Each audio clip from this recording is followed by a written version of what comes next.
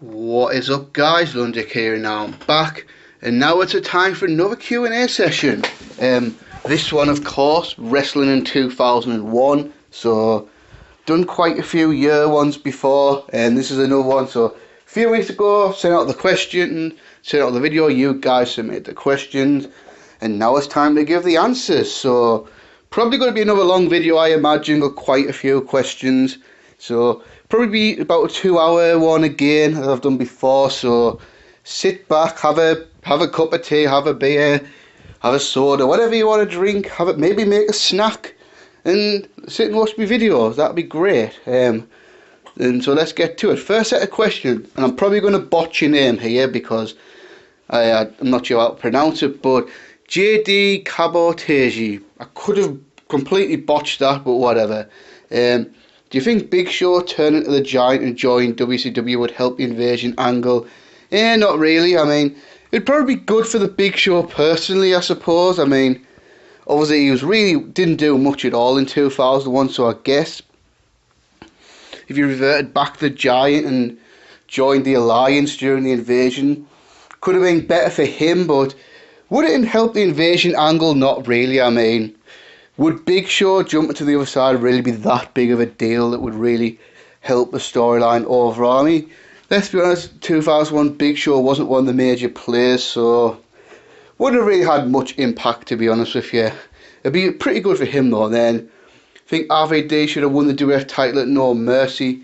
No, I would say no. I think him just being in that match was fine. I mean, if you remember, RVD came in incredibly hot, let's be honest. I mean, out of all the Alliance guys that came in, RVD was pretty much the only one that wasn't buried in some way and really got over in the long run. I suppose Booker T to an extent, but he did kind of get made to look bad in his feud of The Rock. But yeah, for a while RVD was like ridiculously over, like probably only behind Austin and Rock in the overness for a little while.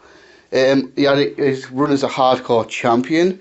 Then all of a sudden he got inserted into the Austin Angle storyline, which culminated in a match in No Mercy, Stone Cold versus Kurt Angle versus RVD. And it was really, I mean, if you'd said in July, would RVD be main event in a pay-per-view in 3 months' time, you'd be like, no way, that's pretty stupid. But he did, but should he have won the title, I would say no. It was probably too soon for him. That probably would have been. Especially when you still had Austin, Angle, Rock, Jericho, Taker. So those still a few guys ahead of him in the pecking order. And it was perfectly fine for RVD not to win this match. And then, because if you remember, obviously like 2 months later they were doing the Undisputed title thing. So it's probably good not to put the title on RVD at this time.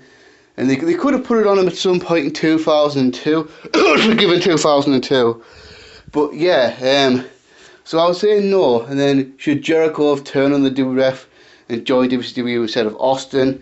If that's a choice you're giving me, should it have been Jericho or Austin? I would say I'd have rather it have been Jericho, but Jericho wouldn't have been my first choice to do it. I mean, for me, I probably would have had Kurt Angle do it of the guys that were there.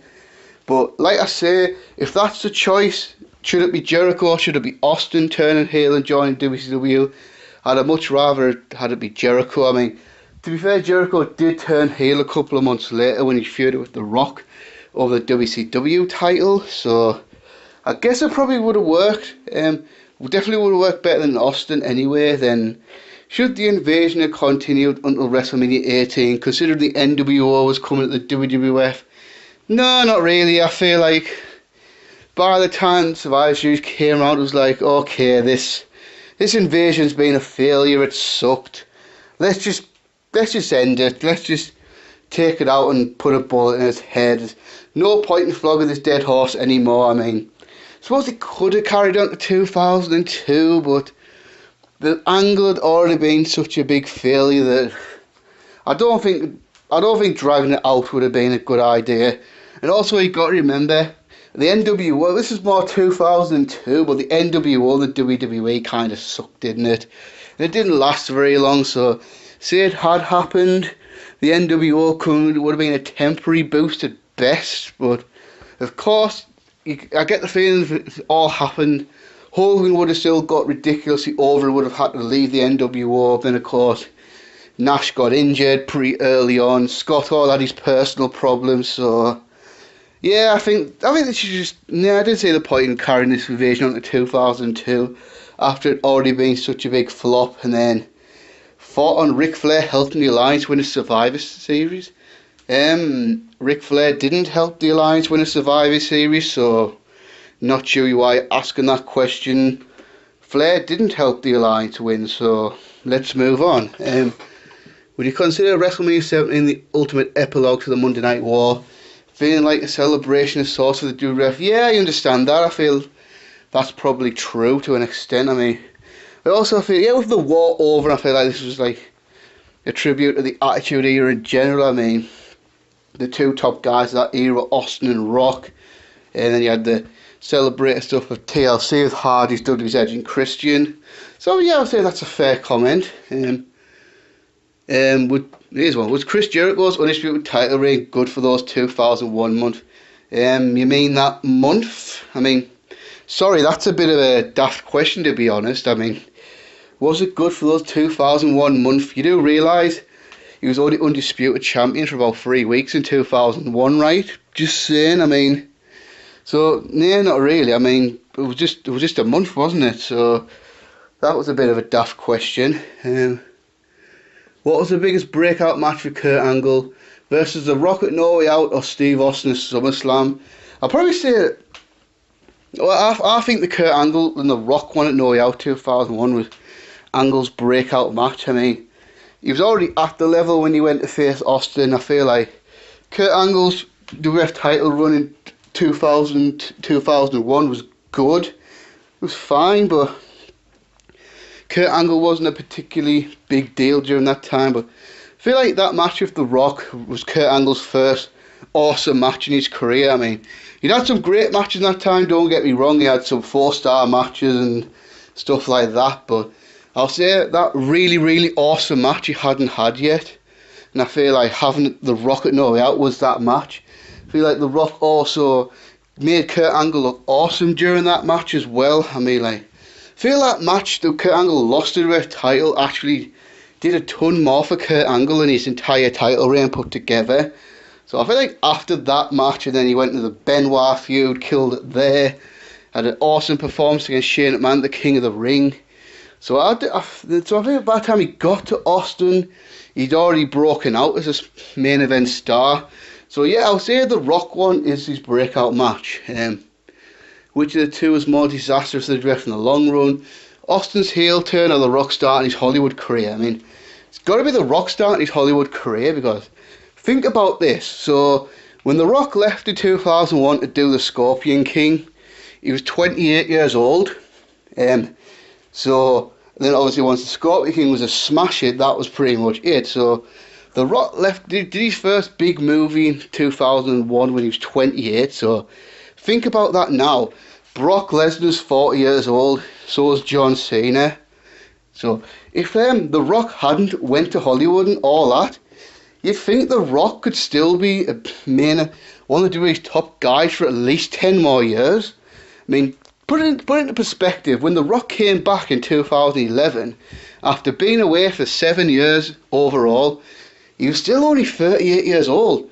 When he had that match with John Cena at WrestleMania 28, he was just 39. So it's just crazy, like.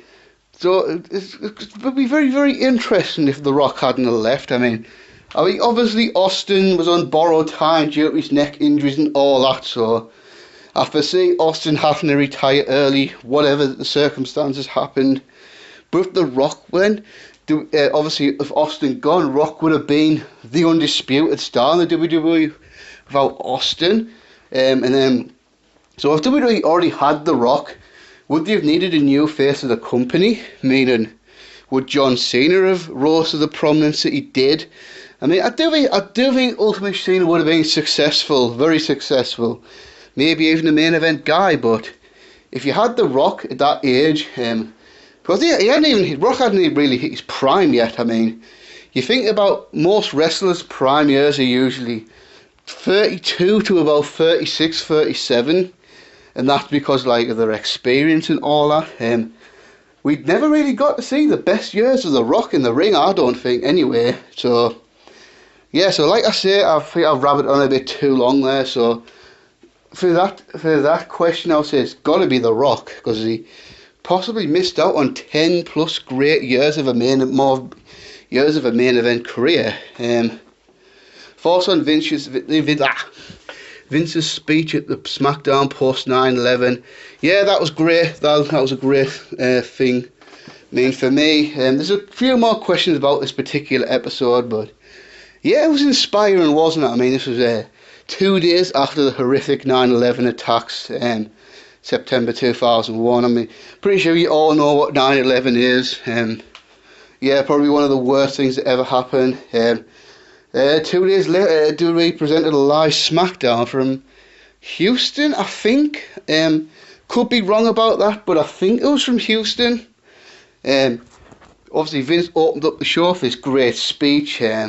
You could just tell Vince is a proud American, and obviously, like everyone else, was greatly affected by this tragedy, what happened and all that. And yeah, I just feel like I'm going to talk about this more a bit later on, because there's a question specifically about it, but probably one of the most classiest things that WWE's ever done, definitely. Then we got Albert Butler next. What was your favourite match in 2001? Got to be Austin Rock from WrestleMania 17. I mean, still probably in my top 10 favourite matches of all time. I mean, this was just a fucking classic. Which, if you haven't seen this match, where the hell have you been? I mean, this is one of the biggest matches in WWE history, probably. Top 3 to 5 biggest matches WWE ever put. I mean, it was the two biggest stars in the possibly the hottest period of all time. I mean, some people might argue the 80s, which is fine, but with the Attitude Era, in a big Texas show at WrestleMania, just an amazing brawl all round, just great action and all that sort of thing. I mean, I fucking love this match. I think it's fucking amazing. Then what have we got next? What was the most underrated feud in your opinion? Jericho Regal? Just throwing that one out there. Did my voice just go high there? I think it did. Jericho and Regal from that year. I mean, granted, there wasn't that many great matches or even good matches in the feud, but I feel like the promos were awesome. I mean, still one of my most hilarious moments is the build up to WrestleMania 17, where Chris Jericho took a piss in Williams Regal's tea. And by the way, Jericho, you're a dick for doing that. You're an absolute bellend. You do not besmirching Englishman's tea. That's just wrong, you disgusting bastard. And then Regal went to take a drink of it. He was just the expression on his face when he realised what he'd actually drunk. Some of the Duchess of Queens, I know the match was kind of silly, but some of that was hilarious. Just a solid feud between two strong mid-carders at the time. I enjoyed it anyway. Do you think Steve Austin should have been undisputed champion? Yeah, why not? I mean, to be fair, I was actually totally fine if Jericho being the undisputed champion. Here's another question pertaining to that later on, but yeah, I would have. If Austin had been undisputed champion, I would have had no particular problems with that. I mean, suppose, let's be honest, Austin Triple H main event of WrestleMania 18 would have been better than Jericho and Triple H, I guess, but I suppose maybe you could have had Austin Angle final blow off at the Royal Rumble, or even Austin Jericho, but even Austin and Jericho for Rumble and No Way Out, just Austin being the champion and Jericho being the challenger, I suppose. That's what he could have done. And then, what was your favourite angle? I'm guessing you mean particular storyline or particular segment. Guess the Austin Angle rivalry overall. I think that was possibly, yeah, I'd probably go with the Austin Angle rivalry in the summer months of 2001. I mean, yeah, that actually no, I take that back. My favourite particular segment of 2001 was July 9th 2001 in the Invasion, where it was Jericho and Kane, and then RVD and Tommy Dreamer came out the crowd. Then it seemed like the WWF was coming back. Oh no, I tell a lie. It was Jericho and Kane versus Lance Storm and Mike Awesome. Then Dreamer and Van Dam came out, attacked Jericho and Kane. Then WWF guys came out to assist Jericho and Kane, but then you look at it and hang on. Taz, the Dudleys, Rhino, Raven, just incredible. Hold on a second, and then they turn round and then they assault the WWF guys, and you're thinking, hold on a second, those are ECW guys, right? And then GR asked for an explanation. Paul Heyman said, you want an explanation, I'll give you an explanation. Paul Heyman leaves the announce team, cut to Skaven promo and Jim Ross and the WWF, and announces that this invasion is being taken to the extreme. ECW is here. So obviously you had those WWF guys had left, and then obviously Lance Storm and Mike Awesome, who were with WCW but had made the name in ECW, and then on top of that RVD and Tommy Dreamer. I mean, that was a great angle. Till about an hour later when they joined up with WCW and formed the alliance, and then Stephanie McMahon was the ECW owner. But we're not going to get into that right now. But yeah, I would probably say that one. Who was the most underrated wrestler? In 2001, possibly Test. Yeah, why not go with Test? I think Test had a pretty decent year that year. I feel like it was probably one of Test's better years in his career, and just kind of a shame how his career panned out, because one time it looked really rosy for Test, and he kind of just bounced off that glass ceiling and never really broke through. But he had a decent run as European champion earlier in the year. Had a decent little mid-card match with Eddie Guerrero at WrestleMania. Then, of course, later joined the Alliance, did pretty well there. Had a pretty damn good match with Kane at No Mercy, which we'll probably talk about later on this video. Then, of course, unification match, Survivor Series against Edge. So yeah, Test. Then we got King of Wrestling 98, best non-Big Four pay-per-view. Oh, easy answer, No Way Out. I mean, not only was this the best non-Big Four pay-per-view 2001, it's probably top 3 to 5 best non-big pay-per-views in WWE history. I mean, this pay-per-view was fucking awesome. I mean, the opener wasn't that good with Big Show and Raven, but then Trish and Stephanie had a surprisingly good match. We got a really underrated Fatal 4-Way with Chris Benoit, Chris Jericho, Eddie Guerrero and X-Pac. Obviously, 5-star match with Triple H and Austin, 3 stages of hell. That was awesome. Tag team table match, Undertaker and Kane versus the Dudleys versus Edge and Christian. And the course capped off with an awesome main event between The Rock and Kurt Angle, so definitely No Way Out. Pretty easy answer there. How much different wrestling would be if the guys won a Survivor Series? Yeah, that would have been probably dumb, to be honest. I mean, let's be honest, Vince McMahon was never going to let the Alliance win the end, which is fine. So, yeah, that'd be strange if there was no WWF or WWE now. I mean, it's kind of weird to think about, like, a wrestling business without officially the WWF or WWE name. It'd be pretty strange, wouldn't it?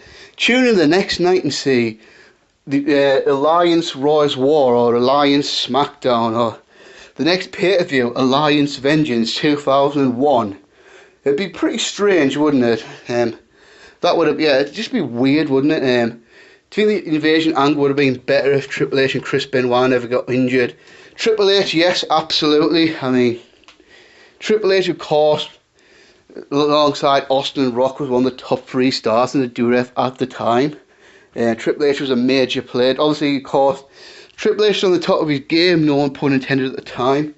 Because that's the thing, when the invasion angle started, not only did they not have the big WCW stars, but 2 of the WWF's big 3 were missing as well. I mean, The Rock was still in Hollywood, wouldn't return till late July, and obviously Triple H got injured in May 2001. So I get the feeling like, yeah, I think Triple H would have made a big difference. Chris Benoit, I suppose. I mean, Benoit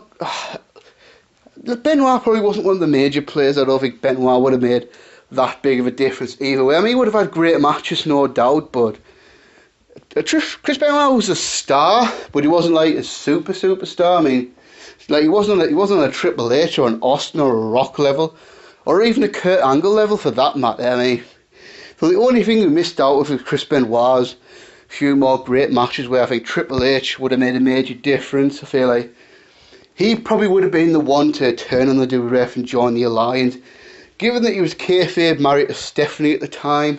So obviously the whole thing of Shane and Stephanie buying the respective companies was to take down the father, because then obviously Triple H being married to Stephanie had a vested interest in that. So yeah, and then obviously Triple H was a better heel anyway than a babyface, let's be honest. I think that's been pretty much proven throughout his career. Always a better heel and a better babyface. So yeah, then we got Hitman Fans 683, forcing a general product of WCW for those 3 months.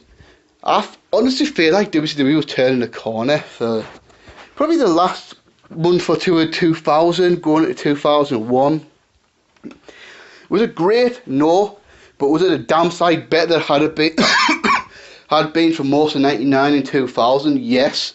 I feel like obviously they were cutting back on guys like Hogan and that. I feel like they finally, they got obviously Russo being signed off for concussion gone. They were just concentrating on having a wrestling product without all the silly angles and all that. Those last 3 pay-per-views, those WCW, I wouldn't say they were great pay-per-views, but I feel like they were pretty solid. I feel like they were finally, it was too late, they should have done this 2 years earlier, but they were finally building new stars. I mean, Booker T was becoming the main event. I feel like Scott Steiner did a very good job of carrying the company for the last few months of its existence. I mean, Sting was disappeared, Flair wasn't really wrestling anymore, Hogan was gone. The face of Goldberg was gone, but he was probably going to come back. So, and then obviously you've got young guys like the Natural Born Thrillers coming through, Lance Storm, people like that. I mean, even the Cruiserweights were getting a little makeover with Shane Helms becoming a star, and we had people like Canyon and stuff like that. And of course, with ECW dying, maybe they could have gotten a few. Maybe they could have got RVD before WWF got him, but. So yeah, obviously that last pay-per-view as well, Greed, I feel like it's a good pay-per-view. Not a great pay-per-view or anything like that, but it's definitely a very watchable show. I enjoyed it overall anyway. So I've always wondered, what if WCW had held on? What kind of progress could they have made throughout 2001? I mean, let's face it, the days of competing for WWF were over, at least for a while. So I just feel like WCW, if they stayed on and continued what they were doing, maybe they could have reaped the rewards in 2003 or something like that. But we'll never know because company died, didn't it? Sad.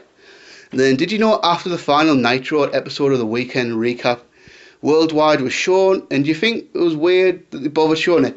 Yeah, I think I saw something on YouTube a few years ago, I feel. But it was very, very grainy picture quality, because obviously WCW, although they were doing Nitro, they were still doing all the syndicated shows like WCW Worldwide, which is a recap show. It was Scott Hudson and Mike Tenay, I think it was those guys. So it was about a week after where they pretty much recapped the week's shows, and then they said words to the effect where this may be the final time we're ever on TBS. This may be the final time we'll ever see WCW. And then they signed off. What you might not know, we in the UK had WCW Worldwide back then on Channel 5. Sure, older fans of the UK will remember this. But we had Worldwide, but we had WCW about 3 or 4 weeks out of date on Channel 5 back then. I know that's weird to say now, but yeah, we actually used to have WCW on Worldwide. But the footage is about 3 or 4 weeks old. So when obviously WCW died in March 26, 2001. But of course, Worldwide footage was about 3 weeks behind. So for the 3 weeks afterwards, their Worldwide kept showing them. I suppose, in a sense, there was no why they didn't bother showing it. But it was kind of interesting that although WCW died, for at least a couple of weeks afterwards, he still had somewhat of a presence on television. Yeah, I've seen that footage of Hudson and Tenay though, which I think is what you're referring to. Then what have we got? what have we got? Worst pay-per-view that year. If we're counting all companies, ECW guilty as charged. If we're saying just WWF, interesting question, because most of the pay-per-views of that year were at least good in my opinion. So I guess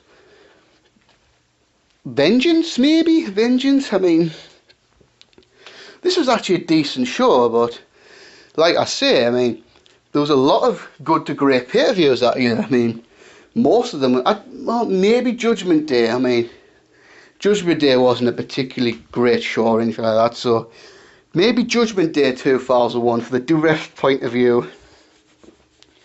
Then, would you have waited 1 year and then done the Invasion?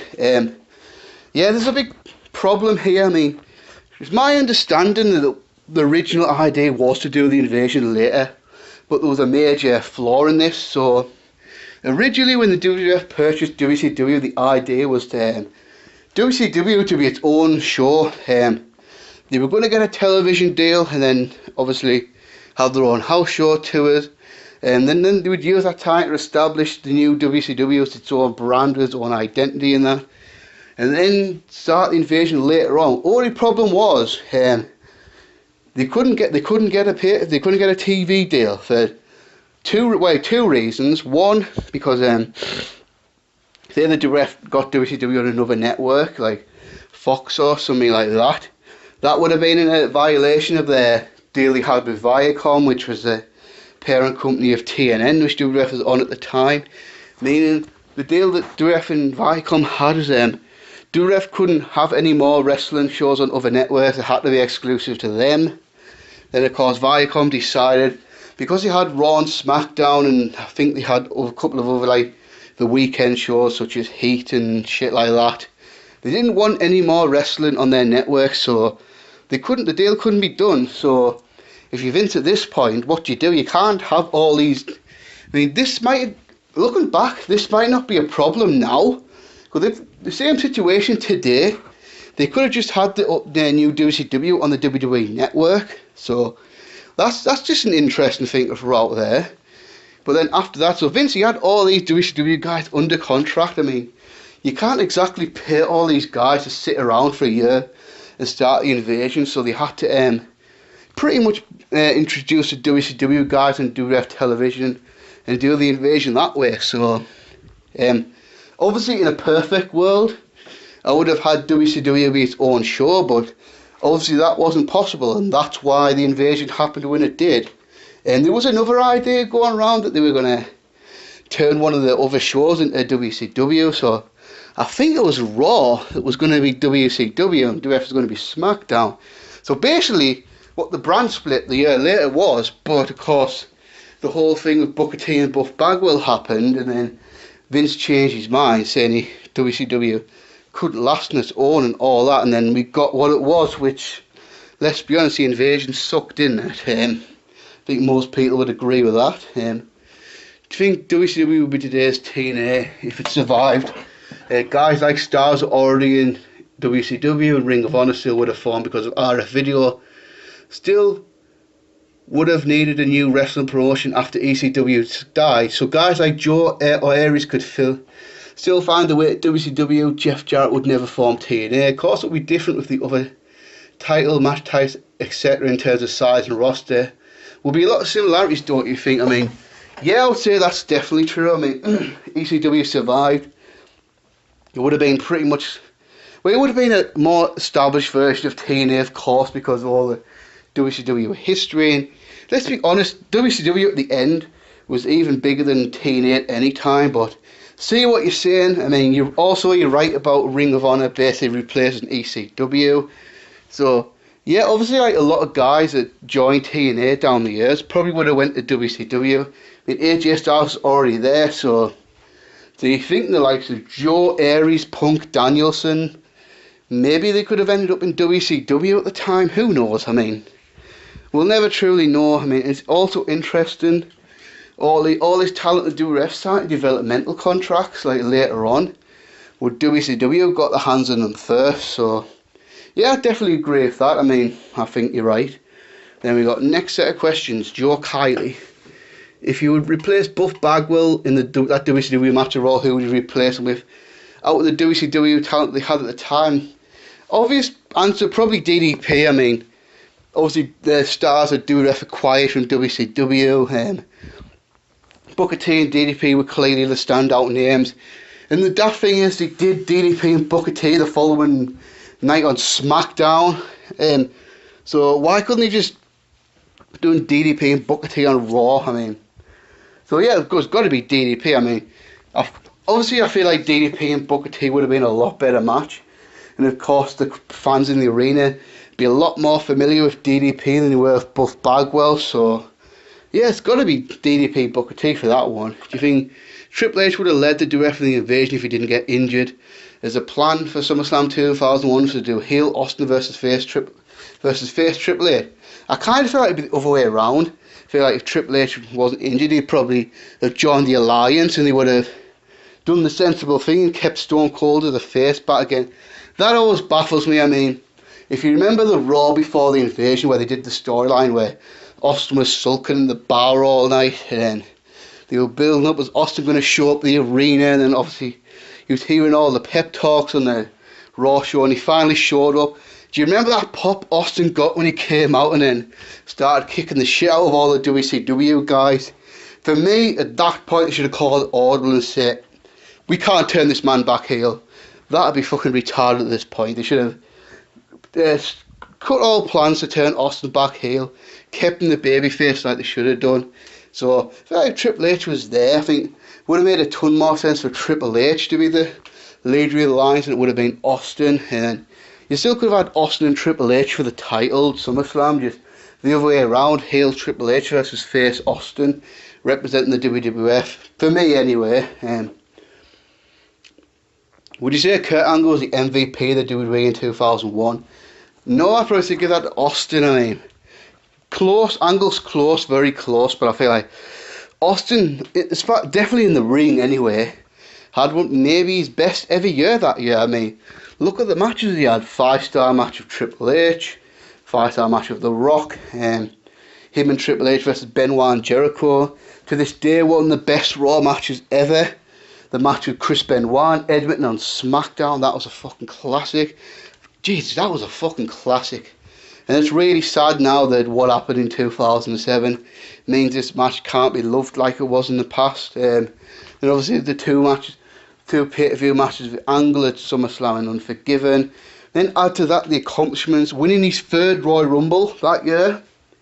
Being the only 3-time winner to do that until John Cena probably matches that in the not too distant future. Or they'll just have Roman Reigns break it at some point because reasons.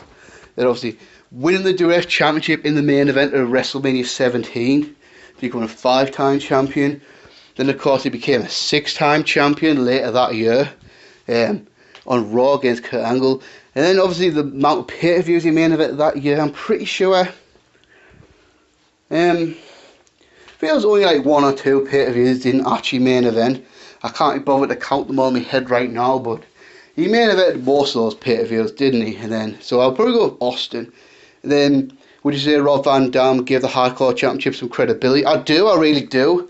I think, my personal opinion, RVD is the best Hardcore Champion of all time. I think at that time the Hardcore Champion had lost a lot of its luster. I feel the 24/7 thing had been going on for a while.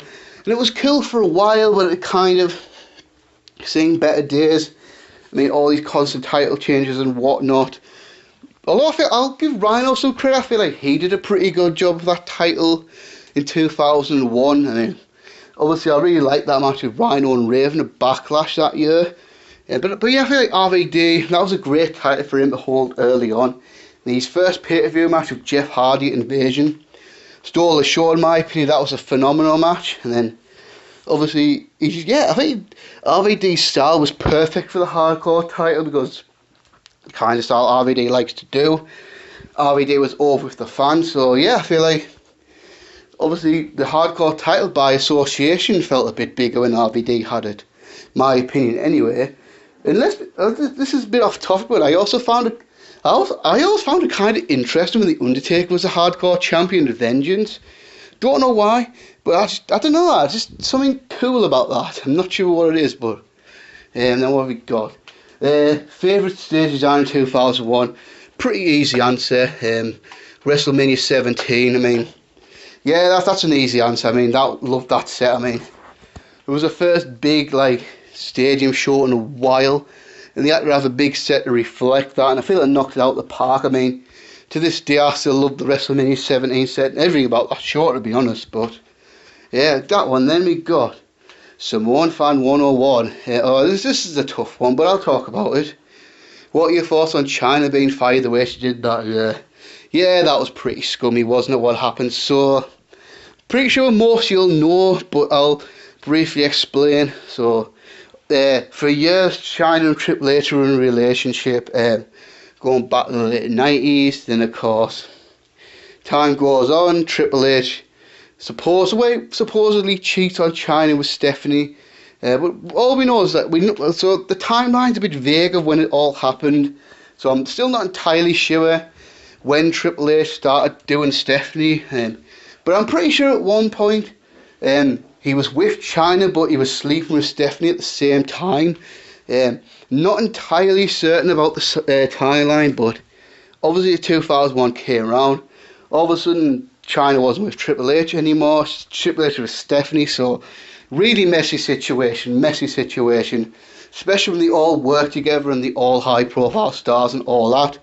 And especially messy when one of the people in charge is Vince McMahon's daughter, that's obviously Stephanie. So China's contract renewal was coming up, so it was a convenient way to get rid of China.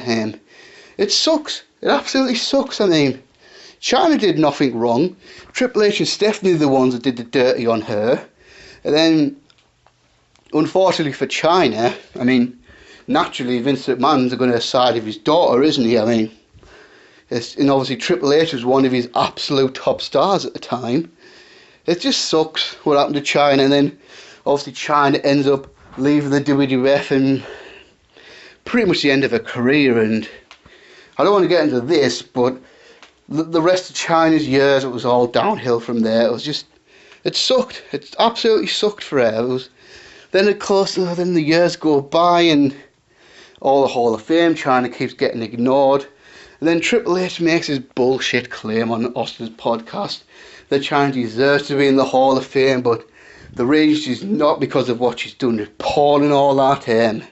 Because I think he said words to the effect, I don't want my young daughter Googling China and then finding porn and stuff like that. It's just like, come on, don't bullshit us. We know the real reason that you didn't put China in the Hall of Fame, because it would be an awkward situation. Then of course China died in 2016 and it's horrible. It just sucks, man. It just, sometimes there's a lot of things in the wrestling business that have been scummy over the years. Similar thing happened to Matt Hardy in 2005, and Edge and Lita were having an affair, and then they end up firing Matt Hardy because I guess if you get cheated on by a bigger star, that's a sackable offence in the WWE or something. But yeah, it sucks. Horrible situation. What are your thoughts on Ric Flair being the co-owner with Vince McMahon after the invasion? I thought that was great. Do you think it's kind of dumb for Ric Flair to come in the night after the invasion?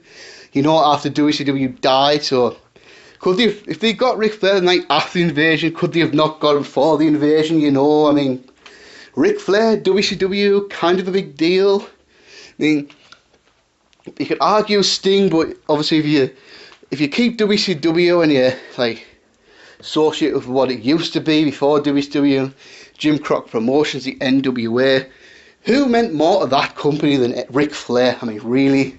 So anyway, but going back to the question, so I thought it was a great way to bring Ric Flair back to the WWF after the invasion. I mean, what was great is they didn't have to bring Ric Flair back and throw him in the ring right away. And obviously it made sense because Shane and Stephanie sold the stock to the WWF to buy the respective companies. But of course, in the invasion, it never explained who they sold the stock to or whatever. And then obviously Ric Flair revealed that they stole the stock to the consortium, and the consortium was Ric Flair. And I love that moment where Ric Flair's, "You and I are partners." Then obviously Vince's reaction, I mean, I love Vince McMahon's facial expressions, but this was probably one of his most hilarious reactions ever. Do you remember when he was so shocked? He had that shocked expression on his face and he was tugging on his ear.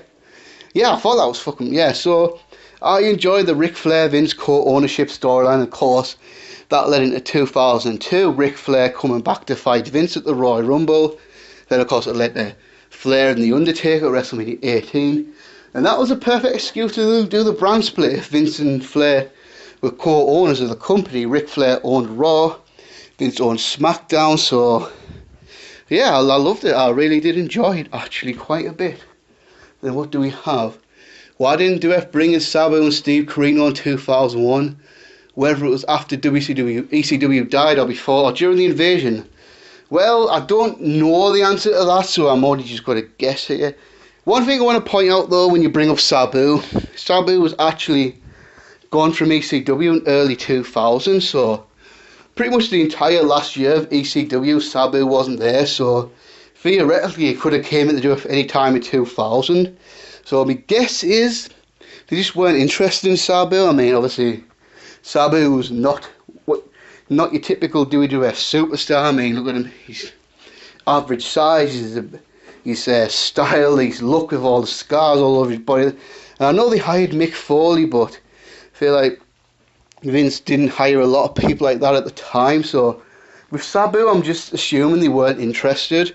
And when ECW came around, they kind of got the pick of the guys on the roster. I mean, if I remember right, they cherry-picked Rhino, Spike Dudley, Justin Credible, Jerry Lynn, Tajiri, and then obviously later on Tommy Dreamer and RVD. So I'm assuming they just didn't want Sabu and that. And then obviously Steve Corino is probably what you might not know actually. Steve Corino signed with WCW like a week before the company went down, and then before he was able to make his debut, WCW died. So unlucky for Corino. Maybe I was a little surprised Corino didn't show up. I mean, Corino was maybe they just thought they had enough ECW guys and just didn't have room for him, just a guess. But I feel like Steve Corino could have been at least reasonably successful in WWF. I mean, he was a decent worker, he was a good talker, wasn't the biggest guy, but whatever. I mean, he could have at least been like European champion level type thing. And also kind of surprised, so I'm not really sure. That's just me guessing. What have we got here? If you had a choice, who could Raven feud with that year? Whether it was before, during, or after the invasion. Well, he could have done a lot of things, really. I mean, Raven, insanely underutilised guy. I mean, could have been a lot bigger star than he was. I mean, he had an interesting look, a good gimmick, a great brawler, a great talker. So we could have maybe Raven and Kane. That could have been an interesting feud. I always thought, what if Raven was the stalker and did Raven versus the Undertaker? That could have been interesting. So I think Taker and Kane would have been nice feuds for him. So those guys. And what? Oh, this is a bad one, but yeah. What are your thoughts on Stephanie McMahon comparing 9/11 to the steroid trial for Father Vince? So yeah, I can't remember exactly what she said, but the words where her basic message was she compared what happened to 9/11 with the government coming after Vince for his steroid trial. I was just like, you dumb bitch. Please don't say stupid things like this. And the daft thing is, I watched this show on the network maybe a year ago, maybe a little bit more, and this wasn't even edited out, so Jesus, man, it's just like, and obviously this was a pre-tape as well, so they pre-taped earlier in the day, so they should have pretty much realised how insensitive that was and cut it out of the main broadcast. But yeah, it was just a really dumb thing for her to say. Just really, Stephanie, please don't be silly. That was just a stupid thing to say, wasn't it, to be honest? What have we got now? We got Gold Standard 00924. Much as I enjoyed Rock vs Stone Cold, would it be appropriate to blow off the 3 stages held between Stone Cold and Triple H at WrestleMania 17? No. For one, I would honestly do feel like Austin and Rock was the better match. And you just got to think of it. I mean, respect the hell out of Triple H, rate him highly, but Austin Rock was the match. I mean, especially the main event of WrestleMania in Houston. I mean, much I like Triple H in that, it had to be Austin versus The Rock. I mean, and no Austin versus Rock versus Triple H I've been a freeway for that show. That show had to be Stone Cold and The Rock. The Rock against Stone Cold coming back from his big injury and stuff like that. So yeah, that was a money match, Austin Rock. Much I like Triple H, he's not on Austin and Rock's level in my opinion, I'll say. Triple H is an all-time great, but I feel like he's not an all-time elite. Like, I think Austin Rock are on the level above Triple H. So it had to be Austin Rock. I mean, that was the fucking money match. So obviously I think doing what Triple H and Austin did at No Way Out was totally fine.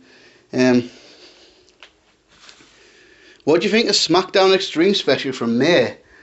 Not gonna lie to you, I have not seen this show since 2001, so I barely remember what happened. Oh, are you sure it was in May? Because was it not in February when they launched the XFL? And that was kind of a companion show towards it.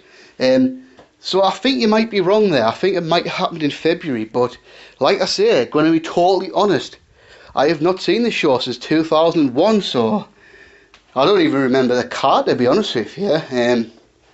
Yeah, so yeah, anyone want to comment about how good the show was or wasn't, or even reminded me what the card was? Because I honest to God don't remember. What have we got? Had the invasion storyline not happened, what storyline or angle would you have proposed going to Summer instead? So I feel like, yeah, say the invasion never happened and obviously things were like they were. I think the obvious one for that is The Rock returns from his kayfabe suspension to resume his feud with Austin. This time in different roles. Austin as a heel, Rock as a babyface. So SummerSlam 2001 is obviously Steve Austin versus The Rock for the WWF Championship. I feel like that's what I would have done anyway. Like, especially given that Triple H was injured, him and all that. So I'll go with that. I would say Rock Austin, SummerSlam 2001.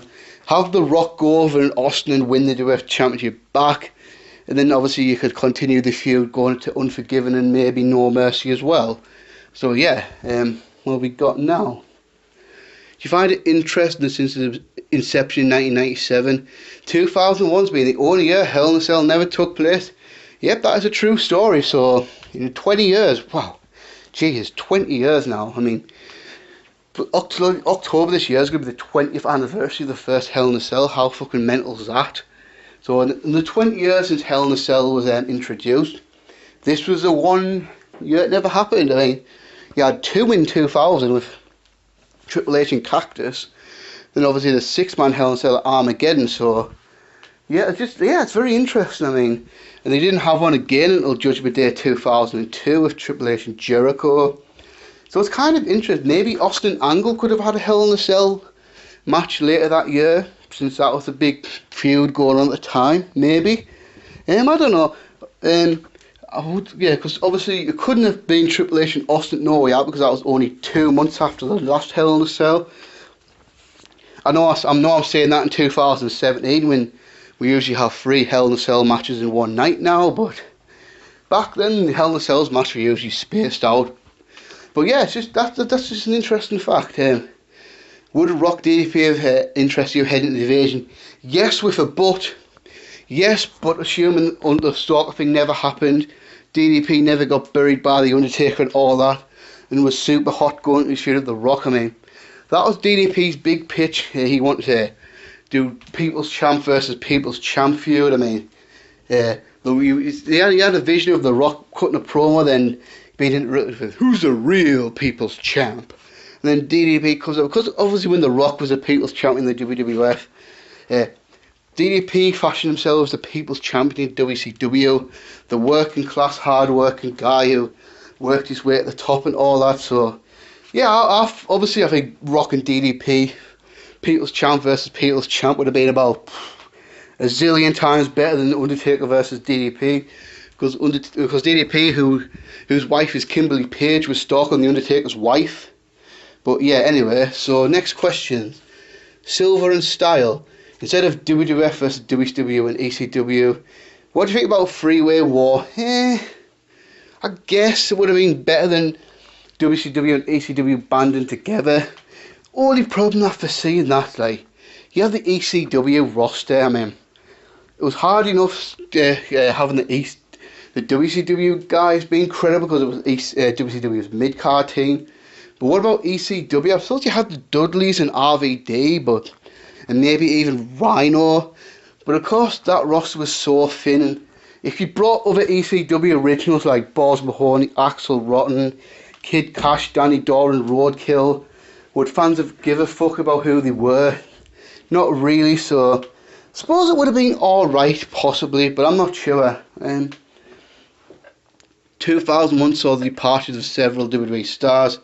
Who left that upset you the most? See, this is confusing. When we say that, who are these several WWE stars that departed? I mean, I can't really think of many WWE stars that left the company in 2001. I mean, there was really Chyna was the only real high profile one. So I suppose her. People like S.A. Rios, like, who give a shit there? And people like Haku and stuff. So, but a lot of guys left television, such as like The Godfather, Val Venus, D'Lo Brown and all that. But they were in developmental for a while and then came back in 2002 for the brand split. So there was only really Chyna really that I could think of.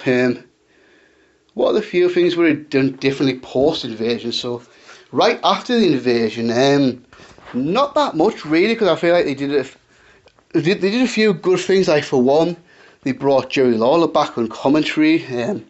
Two, they had Ric Flair in as Vince as a co-owner. Then of course, three, they unified the two world titles. That's good.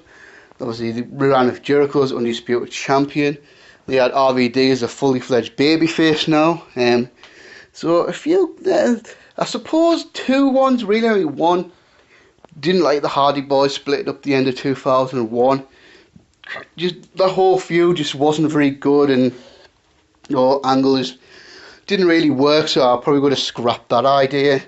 And the other one, like, I probably would have built Austin turning babyface back for a few weeks, because if you remember, like, after the invasion, Austin just came back and was like, oh, he's a babyface now. Even though 24 hours earlier he was a guy trying to end the WWF, trying to put the WWF out of business. Now it's like, oh yeah, by the way, yeah, I'm a babyface now, whatever. So I feel like they built that for a few weeks, maybe have Austin come out and apologise to the WWF, try and win back the trust of the fans and that. But then obviously, so they could have did like 3 weeks to a month of Austin building back. Then Austin turned back babyface later on, because the way they turned Austin back babyface was kind of shit, to be honest. It was just like, yeah, I'm a babyface now because basically that's basically how it went. Here's one. What do you think about the original WrestleMania plan being Austin versus Kurt Angle, with Vince changed his mind to have it The Rock versus Stone Cold? Sorry, dude, no idea what you're talking about. Austin versus Kurt Angle was never the WrestleMania plan, so whatever information you have there is wrong. Austin Rock was always the WrestleMania plan. It was never going to be Austin and Angle. I mean, do you honestly think it was Austin and Rock was a last minute decision? Come on, let's not be silly now. It was always going to be Austin versus The Rock, wasn't it? Austin and Angle was never figured into the plan. Then how would you have booked Chris Benoit, Triple H and any other injured guys during the invasion had they not been injured? Well, as far as other injured guys, I can't remember anyone else that was injured apart from Triple H and Benoit. Trying to think, especially on the WWF side, I don't think anyone was really injured apart from them two. Anyone who was significant anyway, I feel like, apart from Triple H and Benoit, they had pretty much a full roster. So Triple H, like I said earlier in the video, he would have been the one to turn on the WWF and join the alliance. Obviously with Stephanie's kayfabe wife, obviously they weren't married then in real life. It would have made sense for him to join up with Shane and Stephanie to try and take Vince down and take control of the company. Then Benoit, I'm not really that bothered. I mean, I feel like I've always thought Benoit and Lance Storm could have made a cool feud. Yeah, I would have liked to see Chris Benoit and Lance Storm wrestle. I think that would have been pretty damn sweet. yeah, I think I would have enjoyed that. Two Canadian workers. Maybe he could have had a couple of matches of RVD of the hardcore title. I know Benoit was more of a technical wrestler, not really a brawler, but pretty sure he's good enough work to make it work. And then maybe Chris Benoit Rhino. That would have been pretty decent. I mean, I know they feuded in SmackDown in 2003, but I feel like if they had like a 15-minute match on a pay-per-view, that could have been a nice little gem of a match. So, for Benoit, those three guys have been good ones to feud with. Lance Storm, RVD and Rhino. Then, next questions come from Jericho8704. Do you agree if Chris Jericho become the first undisputed champion? If not, then who should have been the undisputed champion? Yeah, fine. I'm totally fine with Jericho being the undisputed champion. I just wish they'd done a better job with Jericho's champion, booked him stronger, that sort of thing. What was kind of interesting though, I mean, on paper out the four, Austin, Rock, Angle, Jericho. Jericho's probably, like credibility wise, probably the weakest of the four. So you're thinking probably needed the title more. So that was pretty good that they actually went with the least likely option and gave him the title, I think. I mean, they could have put the title back on Austin or Rock and it would have been fine, but would have kind of been like, been there, done that type of thing. I mean, pretty sure Austin and Rock were both 6-time champions at that point. Probably more for the Rock, actually, if you count his 2 WCW title reigns. Kurt Angle had been champion at some point in 2001 as well, so yeah, I've pretty much agreed with Jericho being the champion. Although I definitely do feel like they should have done a much better job booking him as champion, but that's another issue. And then at the time, were you happy that WWE had bought WCW? Alright, so I'm going to have to explain this one, but yes, I was, but then you got to remember this. When this happened in 2001, I was 14, and I was just, obviously I wasn't really on the internet at the time. I didn't get the internet till Christmas in 2001, so it wasn't till like the end of that year that I finally like got online and shit. So I didn't really like understand. At the time I was just thinking, oh my god, WWF bought WCW. We're going to see all these matches. We're going to see Goldberg versus Austin, Sting versus The Undertaker, Kevin Nash and Scott Hall and Scott Steiner, Ric Flair and all that. This is going to be awesome. So I didn't like get all the shit that was going to go down. So I was just thinking it from that standpoint. Like, if I was like figuring this out now, I would like to think I know more now than when I did when I was 14. I would like to think. I would have understood the thing a bit more. Then I would have realised that shit. Now there's no competition. There's not another company now. The wrestling business is never going to be the same again. So at the time, yes, because I was thinking about all this stuff that was going to happen, which never happened. I didn't realise that at the time. I didn't realise that all the big guns weren't going to come into the WWF to be a part of this WWF versus WCW thing.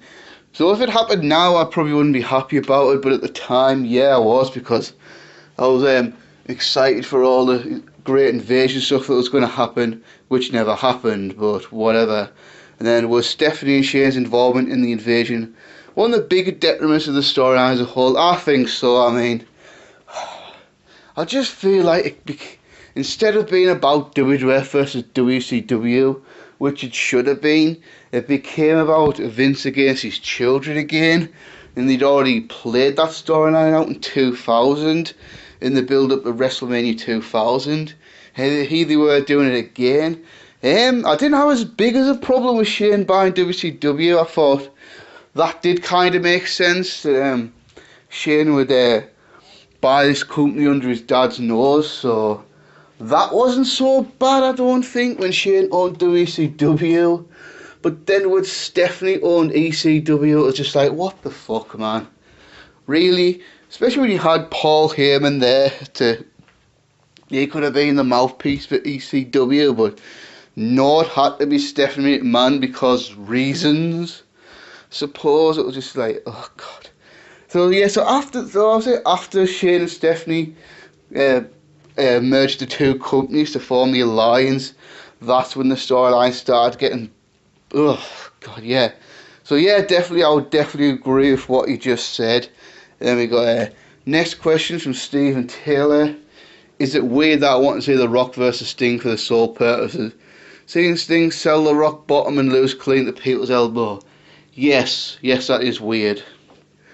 Were we ever convinced we were going to do Vince and Linda versus Shane and Stephanie? Not really, because no, not really. I mean, I don't think Linda ever had any interest in wrestling, and thank God, because I dread to think how bad she would have been if she was bad in the ring as she was on the microphone. She could have possibly been like the worst, literally the worst wrestler ever. Obviously they did Vince and Shane at WrestleMania 17, and well, later on they did Vince and Stephanie in 2003, which we're not going to talk about here. Maybe we'll do a 2003 video at some point and we'll talk about it then. But I never really thought they would have done that tag match, parents versus children. Oh, I could imagine the match would be absolutely fucking dreadful if they did do that. There we go. Do you thank heavens for Shawn Michaels didn't make his triumph like plan? In a way, yeah. Because obviously there was like rumblings of 2001, Shawn Michaels was going to come back, like, and basically have the run that he started in 2002, but of course 2001, Shawn Michaels still had his dreaded personal problems. I mean, the famous story of him showing up to the Raw where they bought WCW, the rumour always was, and no idea if it's true, that they were planning to have Shawn run into the Undertaker Triple H match at WrestleMania, and then that was going to lead to Shawn coming back as a wrestler part-time. But Shawn Michaels was so fucked up on drugs that day that he passed out in Vince's office, that WWF basically washed the hands of Shawn Michaels and sent him home.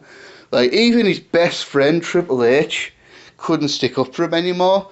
Even Triple H admitted that Shawn's out with it, and then obviously then Shawn Michaels in the locker room cut this massive promo on Triple H saying that he stabbed him in the back and all that. Of course, it was because Shawn Michaels was fucked up on drugs at the time. And then Triple H was like, you know what, fuck this, I'm done with you.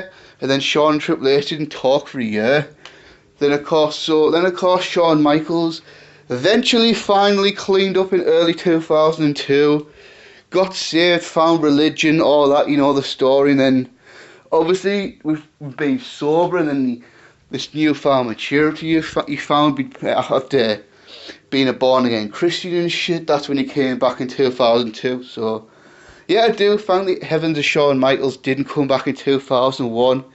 But like, obviously he had to just clean up his life, get out of whatever he was doing, and then become a better man, become a more mature man. And then I think that's one of the biggest reasons his 2002 comeback was so successful, because it was a different Shawn Michaels. It was a more mature Shawn Michaels. It was, more importantly, it was a clean Shawn Michaels as well, clean and sober Shawn Michaels, and that's what made it better than what we got. Can you imagine how much t-shirts could have been sold if they did the Invasion right?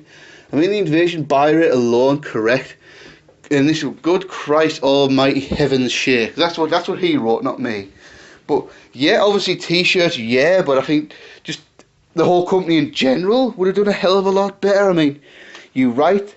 I remember the Invasion pay-per-view, despite the mediocre build-up and the mediocre lineup, drew an insane number. It was like, I think it was something like 700,000 pies, which actually still makes it the most ordered non-Big Four pay-per-view of all time. I'm pretty sure that's correct. So obviously, yeah, t-shirt sales would have been a lot better if the Invasion done right. TV ratings would have been a lot better if done a company right. Live attendance would have been a lot better. Everything, really, to be honest. So yeah, if we done it right, the company just would have been better off as a whole than we have. Prince of Strong Style 9v2, Hidden Gems and Classics from 2001. So I'll quickly, let's go ECW. We have one match from ECW, and that's Guilty as Charged 2001. I Quit match, Tommy Dreamer versus C.W. Anderson.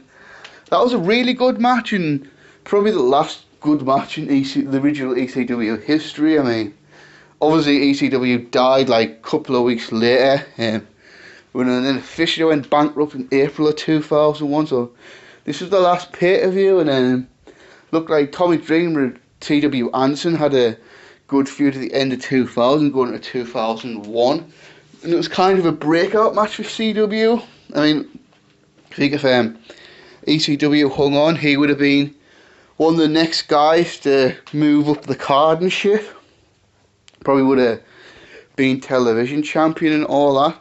But that was a really good match. Then the brief history of WCW, I mean, I think both Shane Helms and Chavo Guerrero pay-per-view matches at Sin and Greed, they were both pretty good matches. Super Brawl Revenge, actually, Rey Mysterio versus Chavo Guerrero for their Cruiserweight title. I mean, they had better matches years later, but this was a really good match, and obviously Rey Mysterio's last WCW Cruiserweight Championship match. On the Greed pay-per-view cell, the opener between Kiwi and Jason Jett, that was enjoyable. Then of course, great match between Billy Kidman and Rey Mysterio versus Kid Romeo and Edith Skipper. Now let's go to the big company, the one that lasted all year. That's the WWF. I think I can't remember, was it either the first one, I think it was January the 8th 2001, could be wrong on the date, but it's Austin and Angle for the WWF title. I mean, all the matches he had later on are talked about, but this was back when Austin was still a babyface and Angle was in his first title reign. It was the main event of Raw. Pretty sure it was January the 8th 2001, I think. Could be wrong, but this is the one where Triple H returned after taking a few weeks off after Armageddon to cost Austin the title to resume their feud. And then obviously that led to Royal Rumble 2001. Triple H versus Kurt Angle for the WWF title. I mean, despite the Trish and Stephanie shenanigans and shit like that, this was a really good wrestling match overall. I mean, it was heel versus heel as well, which was kind of interesting, kind of worked. But yeah, this was probably a great match. And then obviously No Way Out 2001, Fatal 4-Way, Chris Benoit, Chris Jericho, Eddie Guerrero and X-Pac. That's a match worth checking out if you haven't seen it. Obviously with the two awesome matches between Austin and Triple H and Angle and The Rock, this one probably gets overlooked a bit. For me anyway, I thought this match was fun as shit. But the hardcore title match of WrestleMania 17 between the Big Show, Kane and Raven. Now granted, some of it was a lot of silly spots and all that, but I enjoyed it for what it was. It was pretty cool. A match a lot of people either forgot about or just plain haven't seen. So the UK pay-per-views, Insurrection 2001. Chris Benoit and Kurt Angle had another match in 2001. This time it was a 2 out of 3 falls match. And obviously, I'm sure you imagine Kurt Angle, Chris Benoit is going to be great, and it was. But what was interesting, I mean, what do you notice about virtually every 2 out of 3 falls match of ever in the history of wrestling? It usually goes to the third fall, doesn't it? I mean, to take a low number, 90-95% of them do. But this one, Chris Benoit just won the first 2 falls, and it was over with, so I think WWE should do that more often, to be honest with you, if they do 2 out of 3 falls in the future. I mean, I think they should have certain situations anyway. They should have 2 out of 3 falls matches only go 2 falls, because honestly, it's like they're so predictable sometimes that they always do the 2 out of 3 falls match. Sorry, I'm getting a message here and I concentrate. Right, anyway. So another one, probably Raven versus Rhino, Backlash 2001. That was probably one of the most fun hardcore matches ever. I really enjoyed that match. I loved the spot where Rhino went for the gore mist and gored through the shopping trolley. That looked fucking brutal. I mean, there's no way to fake that and to actually do it. So that must have hurt like fucking hell. And Austin Benoit, you talk about the Edmonton match, but a couple of days before that, the previous Raw, they had another title match in Calgary. Obviously, this match doesn't nowhere near as good as the Edmonton match, the following SmackDown, but this is another great match, which, yeah, there's a Montreal reenactment, and normally that would piss me off, but this was only 4 years after Montreal. It's not like we did it in 2016 with Bret Hart stood right there. It's just like, you know, so at least at this point, Montreal reenactments weren't completely played out. Now, what else have we got? Let's think. I like the opener for Invasion, Edge and Christian versus Lance Storm and Mike Awesome. Not a great match, but a pretty damn entertaining opener in my book. Do we have, let's have a think here. I don't know. Hardy Boys vs Hurricane Lance Storm from No Mercy. That was a pretty good opener.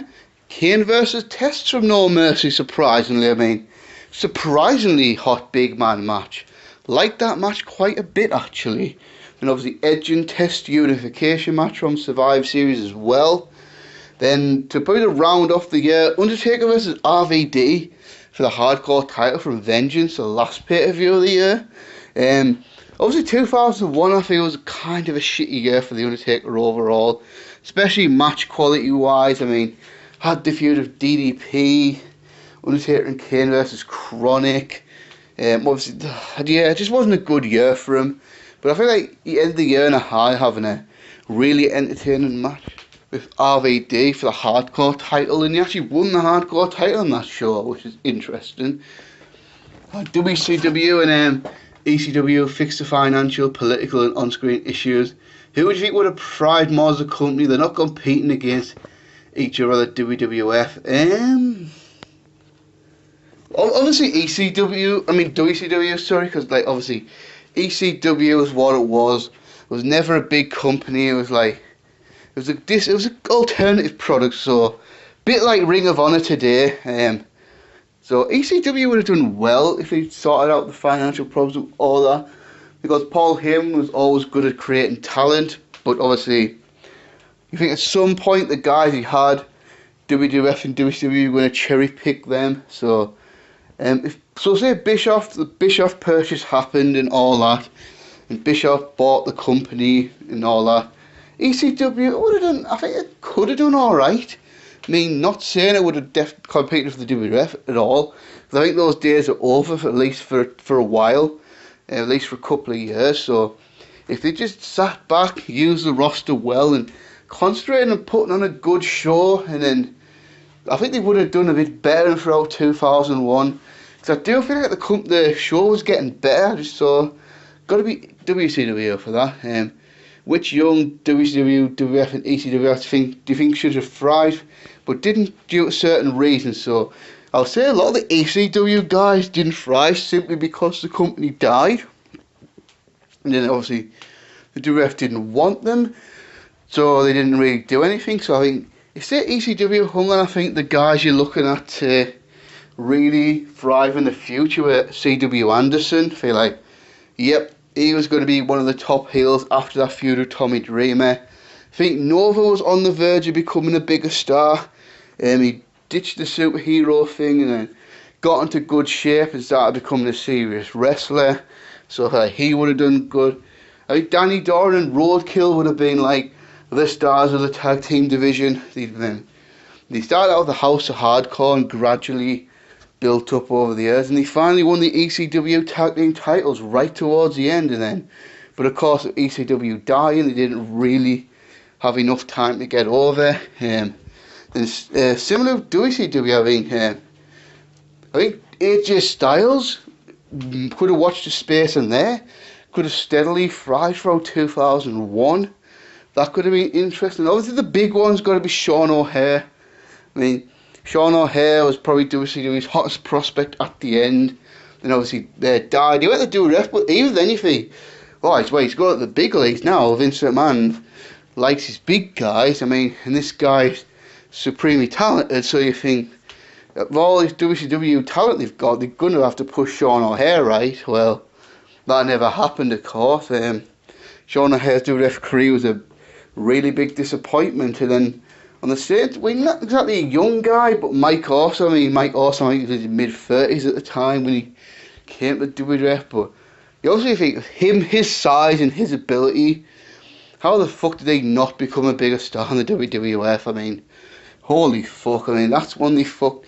Obviously, WCW would ruined him with the fucking fat chick thriller and that 70s guys gimmick and all that, but he could have started with a clean slate in the WWF and really just made another go of it. And then for that WWF talent, I don't really think of anyone, because I think most of the guys that could have thrived did, to an extent. I mean, Edge won the King of the Ring and all that, became the Intercontinental Champion.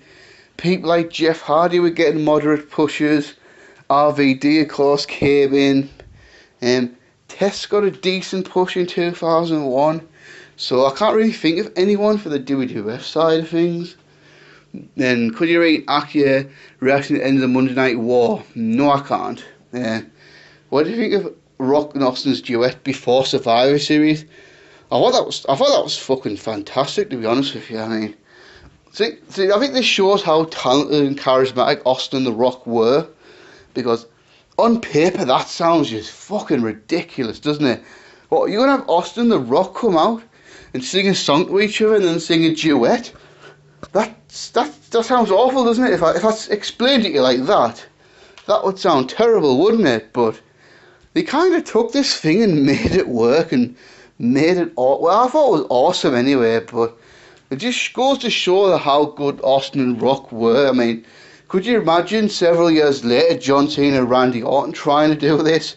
It would probably shit the bed, wouldn't it? Or, can you imagine last week if they had John Cena and Roman Reigns sing to each other? That would go over like a fart in church, wouldn't it? But Austin and Rock could make stuff like this and make it work, and I thought it was pretty hilarious anyway. I liked it.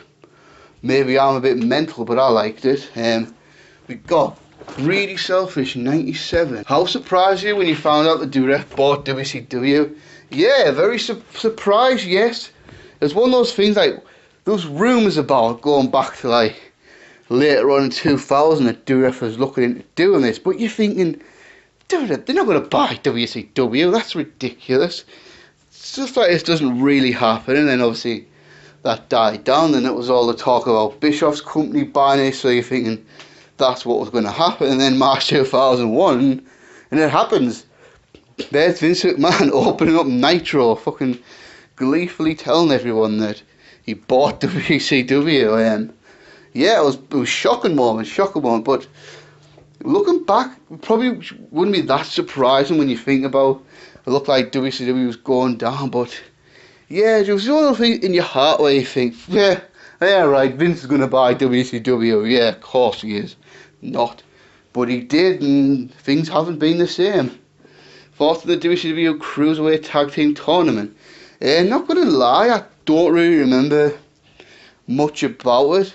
The only match I really remember is the final. It agreed with Kidman and Mysterio versus Kid Romeo and Elix Skipper. And that was an awesome match, but honestly, I'm not going to lie, as far as the rest of the tournament, I don't really remember it. I mean, I would assume there were some good matches in there. I mean, obviously some of that Cruiserweight talent they had was very good. I can't remember off the top of my head who was in it. I would assume Young Dragons are in there, probably. Courageous and Noble were likely in there. I think AJ Styles and Air Paris were probably in it. But apart from that, I just don't remember any of the other matches right now. So the final was great though, and the concept was interesting on paper, but of course we never really got time to see it develop because Ray and Kidman won the titles on March 18th, and then 8 days later the company died, and then that's the one title that was active at the end of WCW that the WWF didn't carry over when they bought the company, interestingly. Then we go, do you think 2001 is when women's wrestling started to get decent? No, not really. I mean, you had Ivory as a champion, then China squashed you at WrestleMania. Then China, you had a decent feud with Lita, I suppose, and then that match at Judgment Day was alright.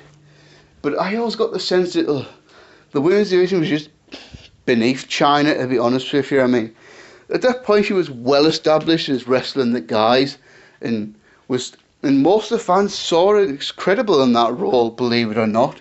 When then obviously China left, the title was inactive for like 6 months, then brought back at Survivor Series. Trish won the title, but at that point Trish still wasn't very good.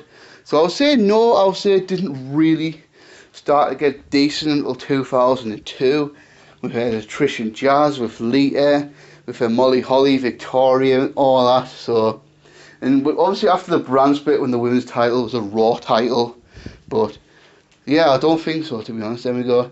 Most underrated alliance member, probably the Hurricane, I would say. I mean, he's probably one of the few success stories to come out the alliance, really, isn't he? I mean, you can say RVD, Booker T to an extent, which I do think it did kind of make him look bad at it. But then you look at the mid-card WCW crew that came in, you know, the Mike Awesomes, the Sean O'Hairs, the Chuck Palombos, and Chavo, Sean Stasiak, people like that. Not many of them went on to have successful WWE runs.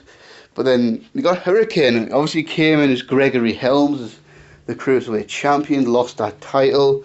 And obviously he wasn't doing much because he was just playing on Gregory Helms.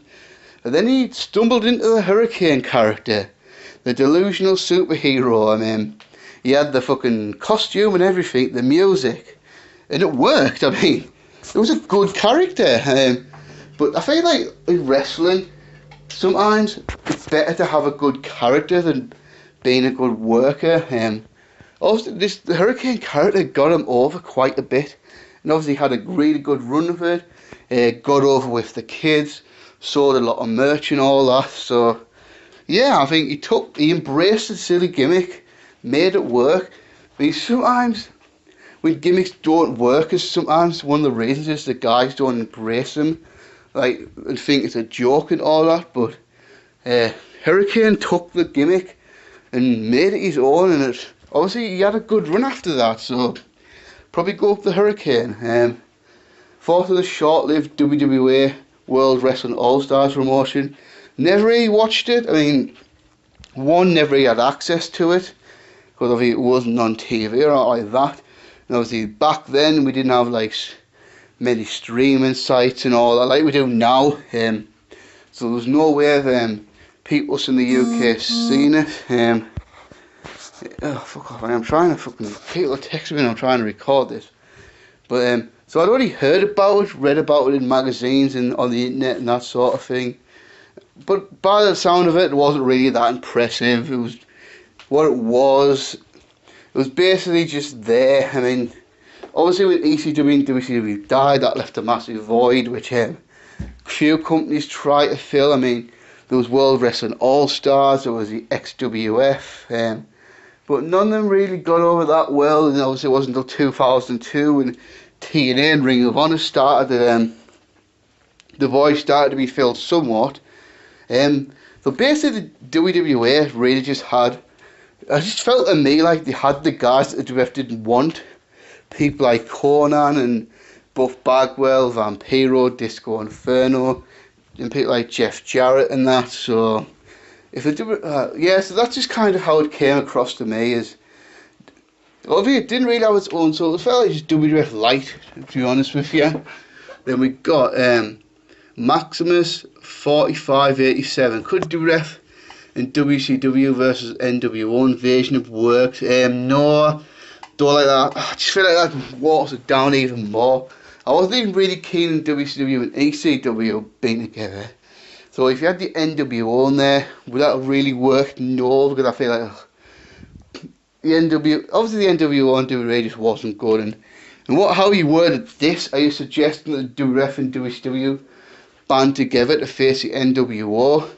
Because that'd be a terrible idea, to be honest with you. No, I don't think it would have worked. Sticking to that topic, which wrestlers would have defected to the NWO besides Big Show and X-Pac, obviously? So if they did have the NWO in 2001, it's one little group. So obviously Big Show and X-Pac, which you've said.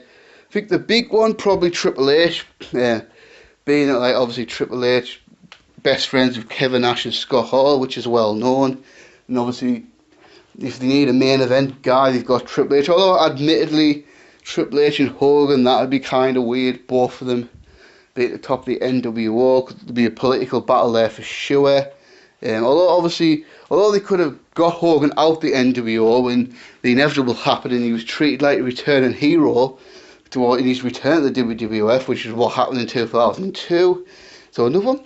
It's just a mid-carder, just incredible. Obviously, he had a connection with the Clique in the past. Obviously, him and X-Pac had been in X-Factor. Maybe you could put all of X-Factor in there. Just incredible. Albert, maybe a young guy like Test. Obviously, he joined the Alliance. Maybe a young guy like Test could have, when the NWO got a bit of rub off them, that sort of thing. That's about it, really. That's about all I could think of, really. Do you think the involvement of ECW dragged the Invasion storyline down? Well, it kind of watered it down a bit, didn't it? Obviously, it was about WWF versus WCW. That was where the money was, but obviously, for various reasons, with no mid-cards, and then a lot of WCW mid-carders, not many main event guys, and then obviously Vince treating the WCW guys like second-class citizens didn't work. And then obviously ECW, obviously then put them together with WCW just did not make sense if you know the history of the two companies. So yeah, didn't really like, although I did think the initial ECW revival they did July 9th, 2000, that particular segment was awesome. But looking back, yeah, definitely did water it down.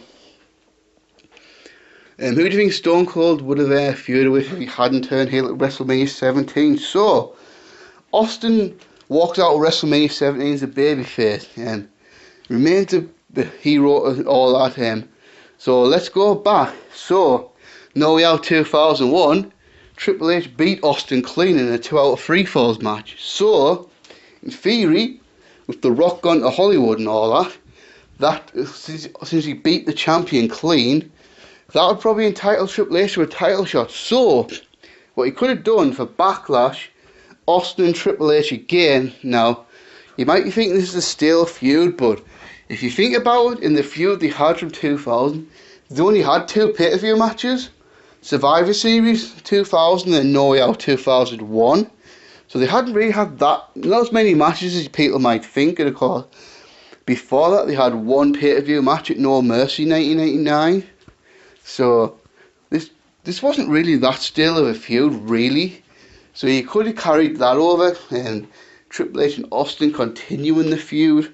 Maybe do that at Backlash and Judgment Day, and then finally blow that off. And then obviously Kurt Angle was still a heel at the time, so maybe do a good Kurt Angle versus Austin into King of the Ring, and that would lead us to the Invasion. And then you could go on from there. Maybe have Austin feud with a DDP or a Booker T or something like that.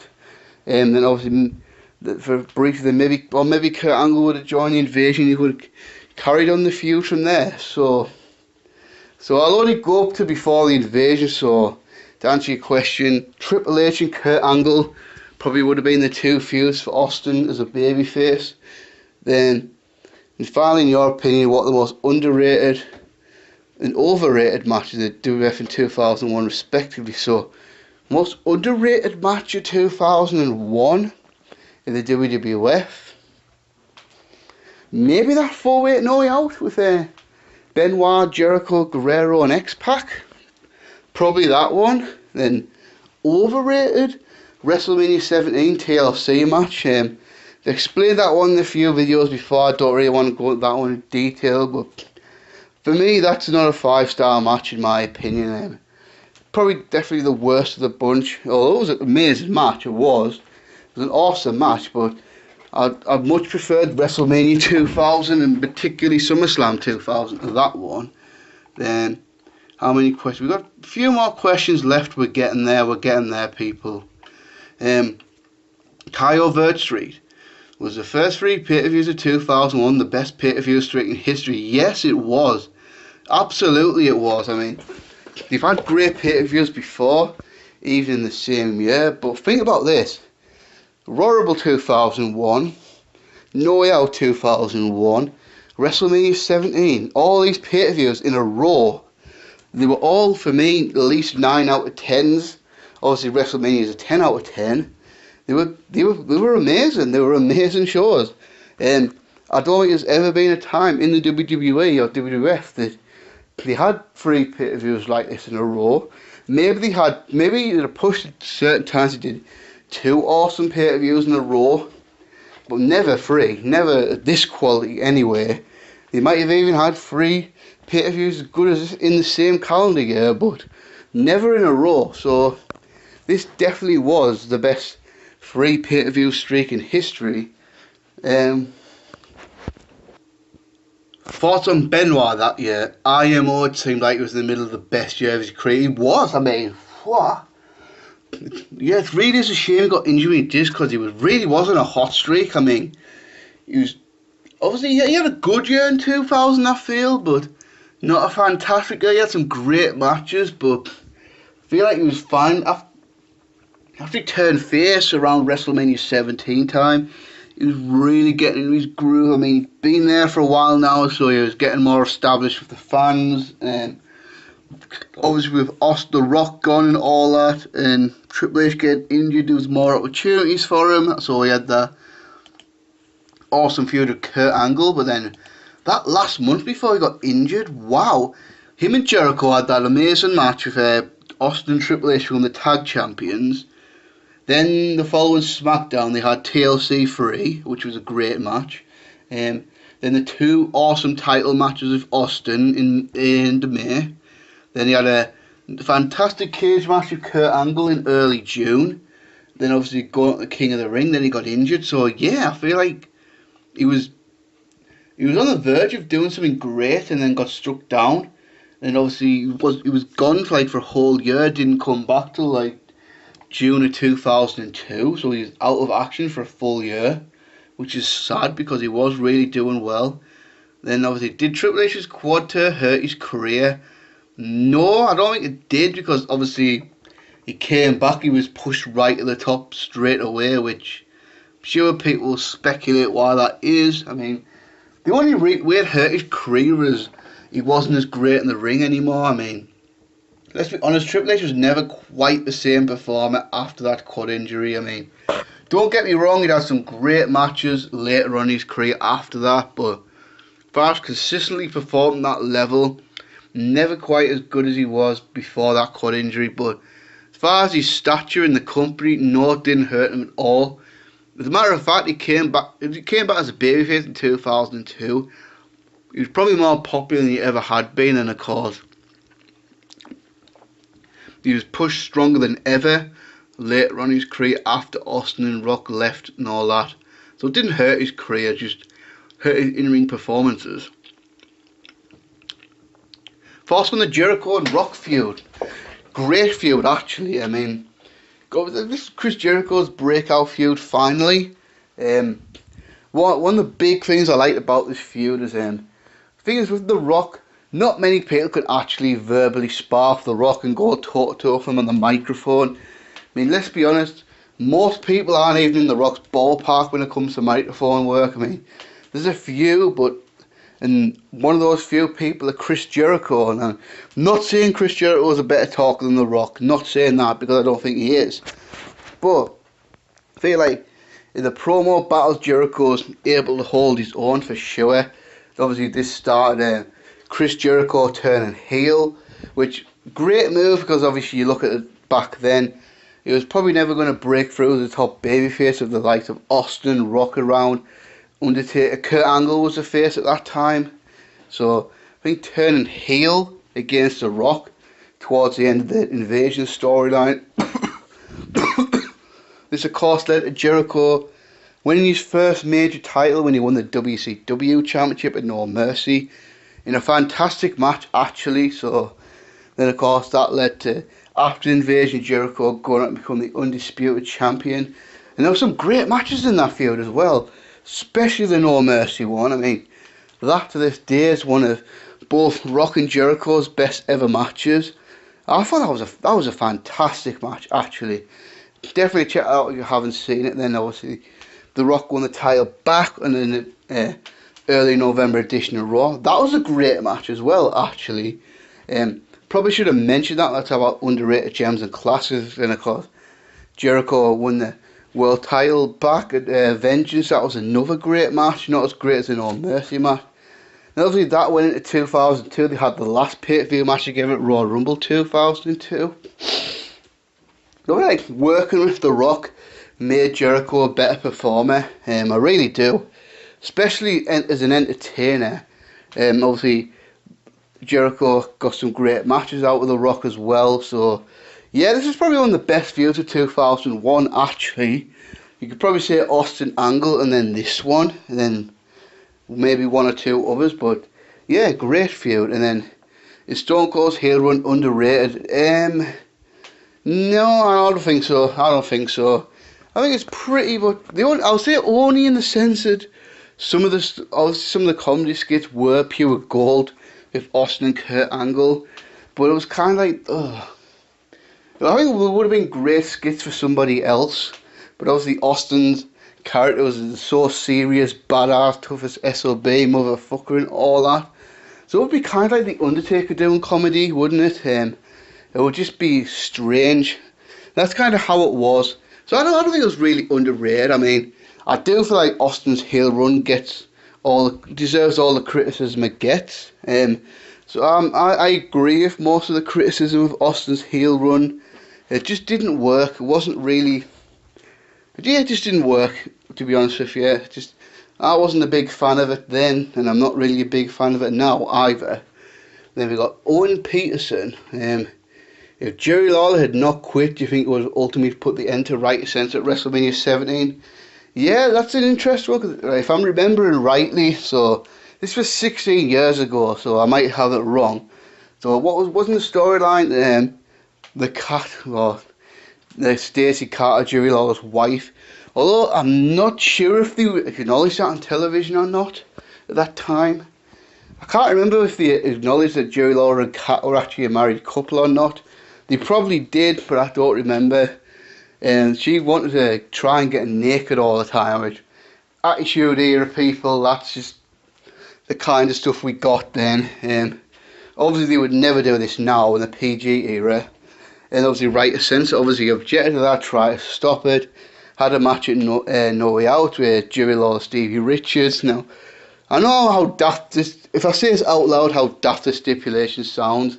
So if the cat lost, she'd become a member of Right Sense. I mean, if Jerry Lawler lost, but if Jerry Lawler won, the cat could strut around naked whenever she wanted. Yeah, like that was going to happen. So the problem was at that point, it was obviously Lawler was going to lose because, yeah, I know the Attitude Era was quite risky and all that in TV 14, but probably draw a line of having a naked woman walking around live on television. Yeah, so it was obvious that was just something they could not do. And then obviously Jerry Lawler. So Stevie Richards won, then the cat become properly a Right Sense, and then still for reasons that are not entirely certain about, they haven't been fully explained. A couple of days later, the SmackDown taper, the WWF released the cat from the contract. To this day, no one's 100% certain why or how that happened. And obviously Jerry Lawler, being the cat's husband, obviously if the WWF fired a wife, Jerry Lawler was going to walk with her. And that wasn't a bluff. Jerry Lawler did in fact do that. So then the storyline got dropped. So what you're saying, if this didn't happen, would that have ended at WrestleMania 17? Possibly. It would have made sense, wouldn't it, for Jerry Lawler to try and fight for the cat's freedom. Was that because WrestleMania was a 6-man between Right Center versus AP and Taz, which, let's be honest, that wasn't a very good match and wasn't really an exciting feud. So would they have done Lawler and Richards again at WrestleMania with them? Stipulation being the cat wins the freedom, possibly. Would have made sense to end the storyline that note, because I'm not sure how far they could have had the cat being in Right Censor, because didn't they already had the token woman in the group in Ivory? So Well, yeah, that's interesting. Yeah, I think it probably would have ended that way. Then if Bret Hart didn't get his career-ending concussion, do you think he would have come into the invasion at any point? No, I really don't. Two reasons. I think so if Bret hadn't had his concussion, WCW wouldn't have released him from his contract in October 2000. So 2001, Bret still would have had the Time Warner contract, which, like everybody else who had them, such as Goldberg, Kevin Nash, Sting, he would have done the sensible thing and sat out in his contract and got paid to sit at home. So he probably wouldn't have came in. Then two, Bret just wasn't ready. Having Bret still had a lot of bitterness over Montreal and stuff like that. Bret still hated Vince and all that stuff. Really took Bret Hart a long time to get over that. And then obviously, of course, it was only 2 years removed from Owen Hart's accident, which obviously still some bitterness over that. Understandably, I mean, if that's your brother and the company's daft negligence cost your brother his life, you'd be pretty bitter about that, wouldn't you, for a while? So I think Bret just wasn't in that place to come back yet. I mean, it took Bret Hart 2010 to fully get over everything and come back. So yeah, I just feel like obviously Bret didn't come back. Obviously, I think he would have the Time Warner contract still, but even if he didn't, I feel like Bret was still bitter about Montreal and stuff and Owen's death and all that. And he still had the bitterness in him, so I don't think Bret just wasn't mentally ready to come back at that point. I think it took Bret having the stroke and then Vince calling Bret in the hospital for Bret to finally let go of most of this stuff, and then that's when the fence just started being mended and all that. So yeah, no, I really don't think Bret would have came in the invasion because of that. Then didn't it make a little bit of sense to have Austin join the Alliance because there was history of WCW and ECW? No, it didn't. So yeah, consider his history. So what you mean, like WCW fucking him over and firing him on the phone, and Austin being very bitter about that? Sorry, but really, no, it didn't. It didn't really make sense for Austin to join WCW, the company that held him back for all these years, the company that fired him while he was injured over the phone. Then obviously, after that, he became the very embodiment of the WWF during the Monday Night Wars, the Attitude Era. So no, it didn't really make sense for Austin to join the Alliance at all. Thoughts on the gimmick Battle Royal, the one at WrestleMania 17. I thought that was quite a lot of fun. I mean, let's be honest, the match was what it was. I mean, let's be realistic. It was a bunch of old guys out there and it was about 3 minutes long. But for an old school fan, that was a hell of a lot of fun. Seeing these silly gimmicks come back. So we got to see some interesting names at a WrestleMania. First off, what I thought was awesome was Mark the WF returns of Mean Gene Okerlund and Bobby the Brain Heenan after jumping to WCW in 1993. And obviously this was right before Bobby got sick with throat cancer. It was probably, I don't think it was long after this. So I always wondered if Bobby hadn't got sick, hadn't got throat cancer, would he have done a lot more for WWF? I mean, because obviously throat cancer, that was bad, and then after that it affected his speech and all that. And then nowadays, I think he can't even talk now because of all the bad stuff he's gone through. So I always wonder, what if could Bobby Heenan have contributed a lot more to WWF over the next few years had he not gotten sick? And then obviously Mean Gene, probably one of the voices of the 80s. That was awesome to see him back. And obviously he's been working with the company in some capacity ever since. I mean, if you recall, he was a Hall of Credential in 2002, did some of the Hall of Fame stuff and all that, and has been on like, what do you call them, on the network now, but they originally were on WWE 24/7.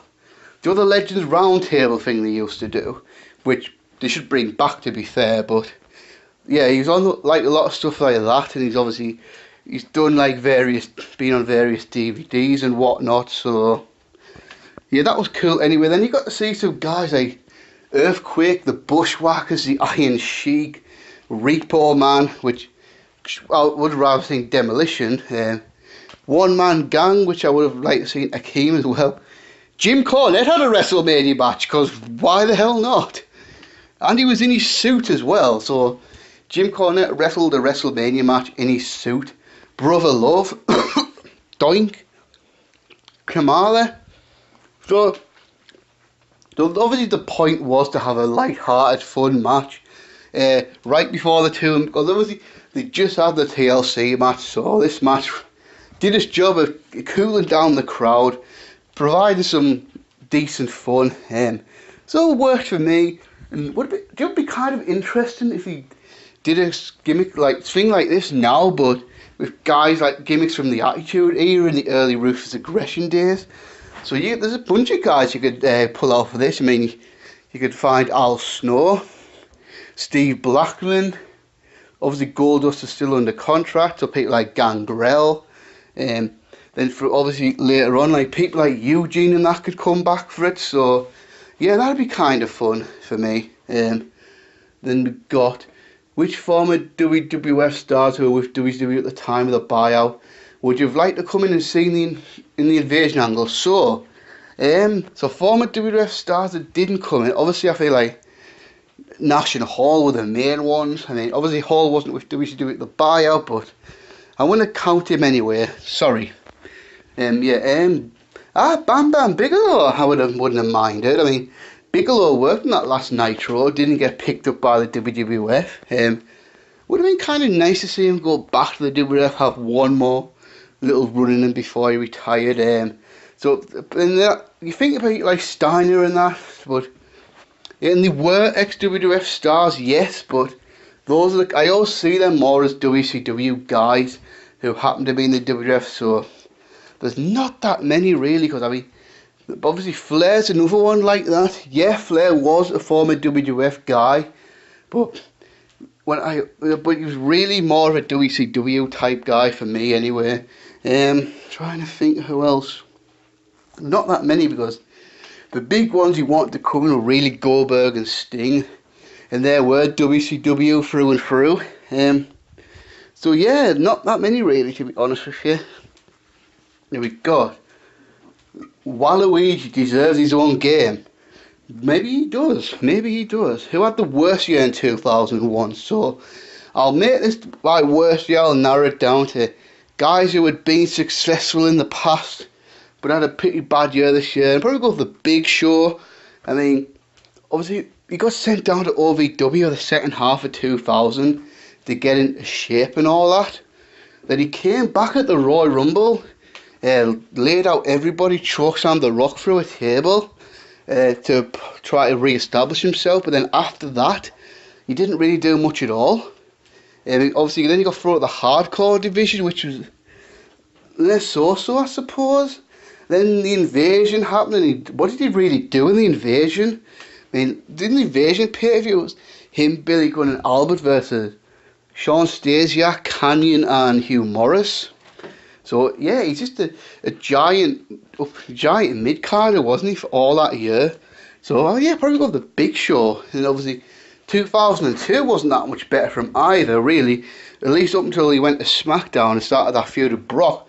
Wasn't really that feud with Brock that happened in late 2002. The Big Show's career came back on track, really. And then we got him, who had the best year in 2001, Austin. I think I said that earlier in the video, but yeah, for me it's got to be Austin. I mean, some of the matches he had that year were incredible, and then obviously achievement-wise, winning his third Royal Rumble, winning the title back at his home state of Texas, becoming a 6-time champion that year, main event most of the pay-per-view. So yeah, it's got to be Austin, really. And do you think the Attitude Era really ended at WrestleMania 17? Yeah, it did. I mean, there's been a lot of debate about this, and then there's people fucking talking shit. I mean, I've recently got some dickhead called me a fucking moron for thinking it ended this time. Yeah, I just got some right arsehole in the comment section pissing me off a few weeks ago about this. But it did. One thing that should be noted, actually, just to back my point up here, if you go on the WWE Network and they've you go on like all the Raw episodes and you see the thumbnail, like the Attitude Era Raws actually stay underneath Attitude Era. So, and the last one to have that was the March 26, 2001 Raw. The Raw after WrestleMania 17 didn't say Attitude Era anymore. But I just feel like obviously Austin and Rock was the big blow for the two big stars, the Attitude Era. The Monday Night Wars had ended as well, so I feel like obviously Attitude Era came about as a counter to WCW. And I think the big one for me at the end, what the Attitude Era was mainly about was the Austin McMahon rivalry. That was like, for me, what made the Attitude Era what it was. I know certain people in the company will act like dicks were the main reason for the rise of the Attitude Era, but I disagree. It was all about Austin McMahon, the corporate suit Vince and the working class hero like Austin having that feud. So I kind of feel like it came full circle when Austin McMahon banded together. So I always feel like when Austin McMahon shook hands at the end of WrestleMania 17, that symbolically ended the Attitude Era. And then obviously, then there was a big transition period throughout the end of 2001. And then they finally launched a new era in mid-2002, the Ruthless Aggression Era. So yeah, I always go by the belief the Attitude Era started in December 1997 when Vince made that big out of character speech, and then obviously then it ended WrestleMania 17. So, and I'm sorry if people don't agree with that, because I know I've gotten a lot of shit for saying that before, but whatever, this is my opinion, so if you don't like it then fine. Worst match of the year? Oh god, Undertaker and Kane versus Chronic from Unforgiven. Yep, that match is as bad as the people say it is if you haven't seen it. Really was an awful match. Chronic came in, went to feud with Undertaker and Kane, and the match just didn't go well. And I do feel like Chronic got a bit of unfair stick for it. I mean, people, because honestly, I'd look at that match, I feel like Taker and Kane were probably just as responsible for that match being as bad as Chronic were. But of course, Undertaker and Kane were never going to get criticised for it. So, I feel like it is harsh as fuck to say that was all Chronic's fault. Then worst moment of the year, now, I'll honestly say, and I'll explain why, the Austin turning heel again at the Invasion, I really do. Obviously the first heel turn was bad as well, but you could think maybe you can understand the reasons for doing it. Maybe they think, I suppose they try to turn Austin heel as one of those things.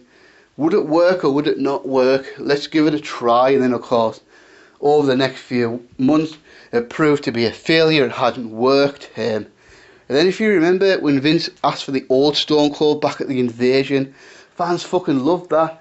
And like I referenced this earlier in the video, the last Invasion before Raw, where they had where Austin was sulking in the bar all night, and then obviously at the end he went to the arena, came out, and then started beating the shit out of WCW. Do you remember the pop? I mean, if you saw the Raw or you've seen it back, you see the pop that Austin got. I mean, it's obvious to me at that point, fans wanted Stone Cold to be that arse kicker, that toughest SOB, the rattlesnake that they all loved a few years ago. That's the Austin they wanted. And then, so you think at that point, and then so at that point, WF must have saw that and thought, alright, the fans want Austin as a face, we'll give them Austin as a face. And then, so I also feel like the second heel turn, when he turned on the WF to join the Alliance at the Invasion, was much more retarded than the first one, because obviously, at least before when they did the first one, there was no way of knowing for sure if Austin as a face was going to be, Austin as a heel was going to be a failure. But they've seen that Austin as a heel didn't work, saw the pop that Austin got at the end of that Raw before the Invasion, and then turned it back heel anyway. So yeah, but people talk about the first Austin heel turn being bad. I feel like it was, but I feel like his second heel turn was way worse, to be honest with you, like way worse. And now we're getting down to 2 more sets of questions, and we're approaching 2 hours in this video, so congratulations if you've been with me so far. I'm going to make a confession. It's taken me two separate days to do this video. Then we got Diesel 101 Raw. For the 3 months WCW was alive, would you say Scott Steiner was? It was going to be the wrestler for the year for WCW? Yeah, I think so. I mean, I always liked Scott Steiner's final WCW title reign. Obviously WCW title in 2000 was pretty much a joke. I mean, I think someone told me it changed hands like 25 times, including vacancies, which is absolute farce. But Scott Steiner held the title for about 4 months then at WCW, and I feel like he brought some stability back to the belt, brought some credibility back to the belt as well. So yeah, I think Scott Steiner was on course to possibly be Wrestler of the Year. If not him, then it would have been Booker T. But yeah, and if WCW built Booker T better, had him not lose the angle before facing The Rock, would you be more excited for The Rock versus Booker T? Yeah, Booker T had been booked stronger. And another one that I didn't like, and do you know what, Sting actually referenced this a few years ago as one of his reasons for not wanting to go to WWE. So about the time The Rock came back, there was a segment between The Rock and Booker T, and The Rock was just like, said words to the effect, "Who are you?" So basically like dismissing Booker T as this loser, like, who is this fucking guy? Why the fuck should I care about him? So Sting rightly noted that comment was enough to make Booker T look so bad and so weak. So yeah, I mean, obviously if Booker T had been booked as a strong WCW guy coming in right from the start, he'd looked like a star and all that. Him and The Rock at SummerSlam 2001 would have been a significantly more exciting feud in my opinion, and a better match overall.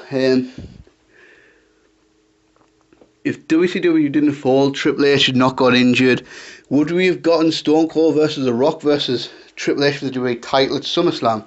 Obviously, I don't know the answer to that, but if I had to guess, then I think that would have been great. Yeah, that would have been a perfect time to do it, wouldn't it, really? I mean, obviously, originally we were going to do this as Survivor Series 1999, but of course, Austin got injured and it couldn't happen. Then Austin had been back for a while, he was feuding with Triple H, but then they needed Austin and Rock to be the match for WrestleMania, so never done this.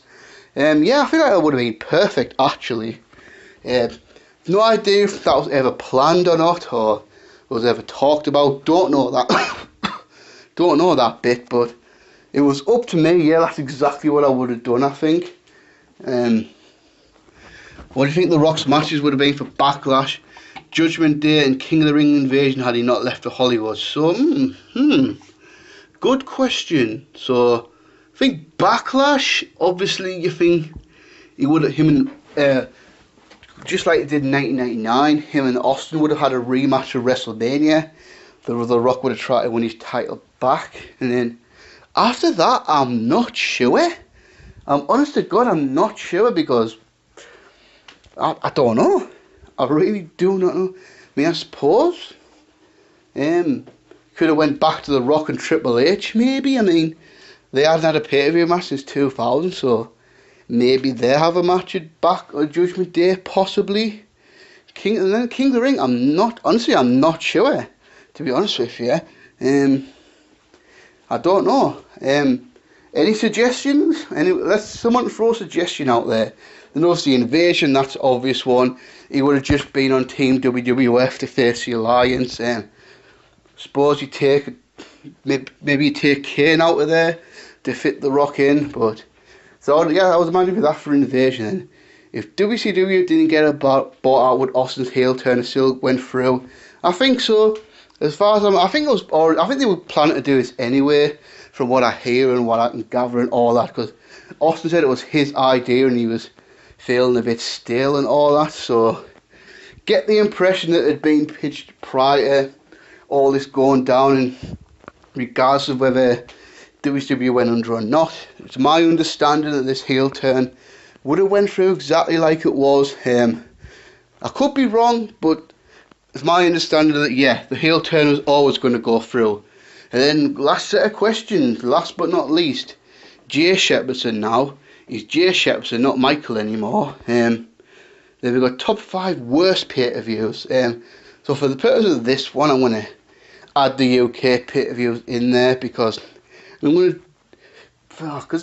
not that many bad there wasn't really any bad pay-per-views throughout 2001 really. So probably they would go Insurrection, Vengeance, no, we'll go Judgment Day for number 2, Vengeance number 3, and then Unforgiven, although it was actually a good pay-per-view, and again King of the Ring, but it was actually a good pay-per-view. So yeah, those ones. And we got thoughts on the September 30th episode of SmackDown.